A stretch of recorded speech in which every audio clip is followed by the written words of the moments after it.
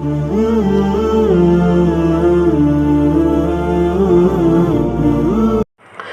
kisah yang sangat luar biasa para hadirin. Seorang arsitek, dia bekerja di suatu perusahaan besar, perusahaan itu, masya Allah. Anggaplah kalau seperti di sini properti gitu ya, atau perumahan. Seorang arsitek ini dia orang yang rajin, tekun dan tepat waktu. Masya Allah, dia jenius, cerdas, sehingga perusahaan yang dipimpin oleh direktur dan ini adalah arsiteknya, maju perusahaan itu setelah diikut nimbrungkan seorang pemuda yang tangguh dan luar biasa ini, sehingga perumahannya maju, perusahaannya maju, proyeknya tambah maju.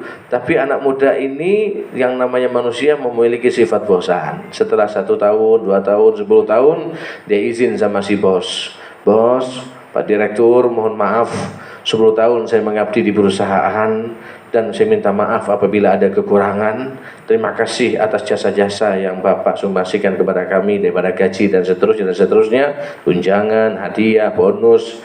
Mudah-mudahan ini akan menjadi tambahan ibadah bagi Bapak dan untuk kita semua. Lah kenapa kamu mau kemana? Saya yang namanya umur dan sudah mulai tua ataupun mungkin setengah umur, saya kepengen mandiri, saya kepengen buka usaha baru. Bangga si bos, oh iya, Masya Allah, saya senang dan saya yakin kau sukses. Perusahaan ini di antara kesuksesan yang kami raih sebab kau yang cerdas dan kau didik adik-adikmu yang luar biasa di perusahaan ini. Alhasil, singkat cerita, dia pun mengizinkan, tapi kata si bos, Tolong, satu hal saja. Sebelum kau berhenti dari perusahaanku, aku mohon lakukanlah tugasmu yang terakhir. Apa itu bos? Aku ingin kau bangun rumah sesuai dengan pikiranmu, sesuai dengan harapanmu, sesuai dengan apa yang ada di benakmu. Si arsitek tanya lagi, bahan-bahannya gimana bos? Terserah kamu. Modelnya bos, desainnya terserah kamu. Tingkat berapa bos? Terserah kamu. Pokoknya ini adalah tugas terakhirmu. Setelah selesai, berikan kunci itu kepadaku. Itu bentuk pengabdianmu terakhir untukku. Dan setelah itu silahkan kau bekerja berdikari ataupun mencari kerja yang mandiri. InsyaAllah aku doakan juga kau sukses. Senang ini anak muda, Masya Allah. Dia pulang ke rumahnya, musyawarah sama istrinya mungkin atau keluarganya, dan dia bikin gambar seenaknya dia, karena bos tidak mensyaratkan apa-apa. Seenaknya dia.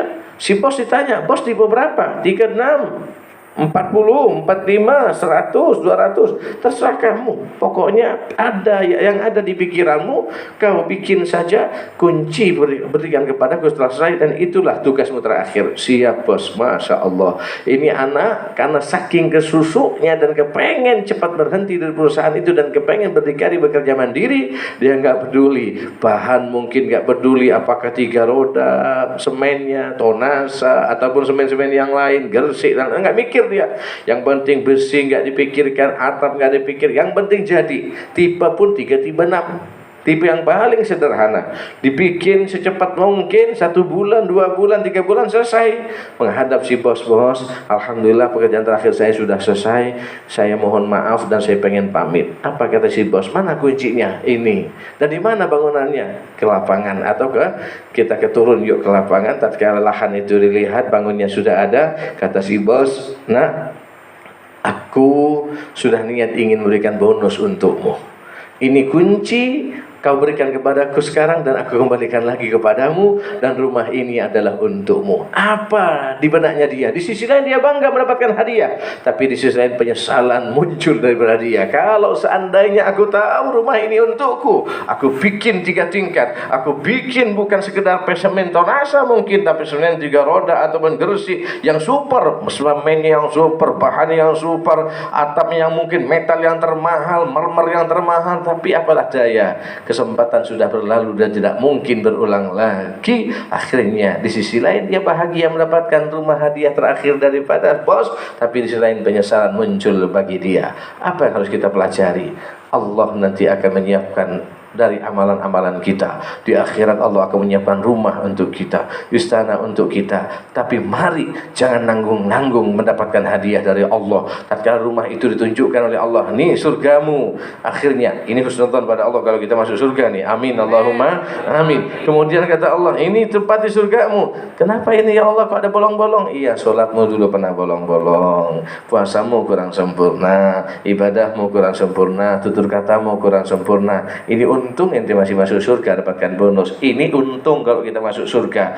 Tapi pada saat itu pun walaupun kita sudah masuk surga, tatkala kita melihat ke atas ada ruangan VIP yang ditempati Habib Abdullah, ditempati para kiai-kiai, kita akan menyesal. Ayo fastabiqul khairat, berlomba-lomba, jangan nanggung-nanggung, bikin mushola secakep mungkin, tapi jangan lupa makmurkan masjid, bukan sekedar makmurkan zahirnya, tapi isi keluarganya sholat di mushola, sholat di tempat itu, ibadah di tempat itu, bikin pengajian, undang MCR, undang Habib Abdullah, undang ustaz-ustaz, rutinan kita ngaji, baca Radhibul Haddad, baca kitab salaf, baca khataman Al-Quran. Insyaallah di akhirat kita akan masuk surga.